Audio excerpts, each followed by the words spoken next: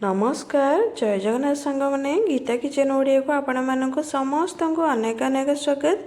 मु आज आपण मान सहित सेयार करी चिंगुड़ी माछर चढ़चड़ी जोटा आपण बरा कही पारती। एटा बहुत स्वादिष्ट लगी थाए। आपण मैंने निश्चय मोर ये रेसिपी ट्राए करेंगे। आशा करुच्ची मोर ये रेसिपी आपण मानक भल लगे। जदि भल लगे मो चैनल को लाइक करेंगे, सांग मान सहित निश्चय सेयार करेंगे।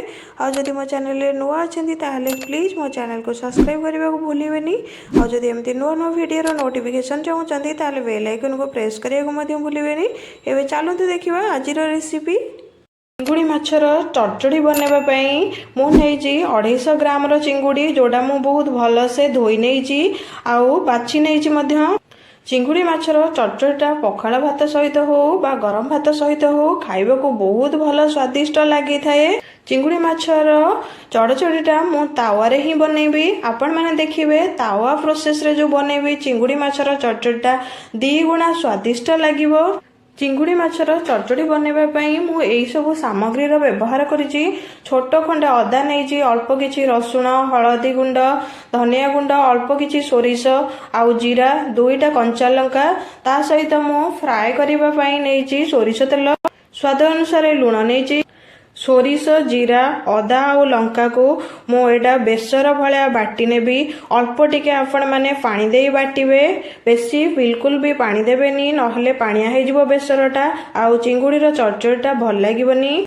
आपण चिंगुड़ी रो चढ़चड़ी बनैबा पई आपण मीडियम साइज रो चिंगुड़ी नै परिबे, मध्य बड़ साइज रो चिंगुड़ी नै परिबे। जो साइज रो आपण चिंगुड़ी नेले छोट बड़ जहा भी नियंतु चिंगुड़ी चढ़चड़ीटा बहुत भल स्वादिष्ट लागि थाए। देखंतु एबे मु सब को बाटी नै आसीची पूरा आपण माने जेमिति बाटीबे जेमिति भल से बाटी हेइथिबो। एबे मु देख चिंगुड़ी को केमती तावा फ्राई करिबा।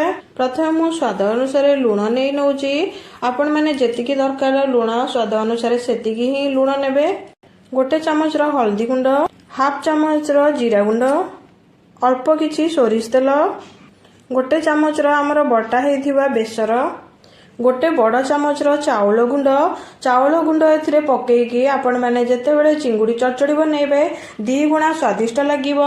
कारण एटा चिंगुड़ी गोळेले बहुत भल बांधी हेकी रही थाए चिंगुड़ी सहित चिंगुड़ी। नहले एटा जदि आपण माने चाउल गुंड न देबे ताहले चिंगुड़ीटा छाड़ी छाड़ी जिवो आउ बेसी भल फ्राई हे परिबनी मध्य। एबे सब को पकेला परे आमे आको बहुत भल से गोळेई नबा। एबे देखंतु मु चिंगुड़ीटा बहुत भल से चाउल गुंड पकई गोळेई नैची। एबे चलंतु देखेबी तावा फ्राई हमें केमिति करिवे। जोडे तावा गरम हैला परे मु सेथिरे सोरिष तेल जो रखिथेली अल्प किछि सोरिष तेल दो नउची। एबे हमर तावा गरम हो जाइछि, तेल मध्य गरम हो जाइछि। एबे चिंगुड़ी आमे जो गोळेई रखिथिले ताकु जते बेले देबे एमिति पिठा भलिया गोल गोल करि नेबे। जेहेतु हमर को चिंगुड़ी चढ़चड़ी बनेबार अछि ताकु टिके हल्का रे एमिति देकी तावा ऊपर प्रेस कर नेबे। एई भलिया हमें सब चिंगुड़ी की गोल गोल करि नबा आउ रखि नबा तावा रे। एमिति आपण हल्का हल्का देगी हल्का हाथ में प्रेस करेंगे। जदि जोर आपण माने प्रेस करेंगे ताहले चिंगुड़ीटा एपट सेपट सब हो आउ पिठा भलिया गोल बनबनी आउ चढ़चड़ीटा बिल्कुल भी भल लगे। ये आपण मैंने ध्यान रखिकी चिंगुड़ीटा आपण मैंने तावा रे देबे गोल गोल करिकी पिठा भलिया। सेतेबेले आपण गैस रो फ्लेमटा लो रे ही पूरा रखिबे नले चिंगुड़ीटा तळु पोड़ी जिवो। जेहेतु आमे बेसर रे गोळेइचे देखिबे आपण माने साइड रे जेतेबेले टिके टिके ब्राउन कलर आसी जिवो से टाइम रे आमे लेउटेई नबा नहले तळु लागि जिवो। एबे देखंतु साइड हमर गोटे गोटे चिंगुड़ी ब्राउन कलर आसी गलानी। एबे आमे ताको लेउटेई नबा। एबे देखंतु आमे एटा को लेउटेई नबा। जेतेबेले लेउटेबे आपण माने हल्का धीरे धीरे लेउटेबे नले जदि आपण प्रेस करिकी लेउटेचंदी ताहले भांगी जिवो। देखो एमिति ही हल्का हल्का आपण माने भल से लेउटेई नेबे। मु सब चिंगुड़ी की पलटेई नैची। देखो केते बढ़िया से गोल्डन ब्राउन कलर आमर आसीची।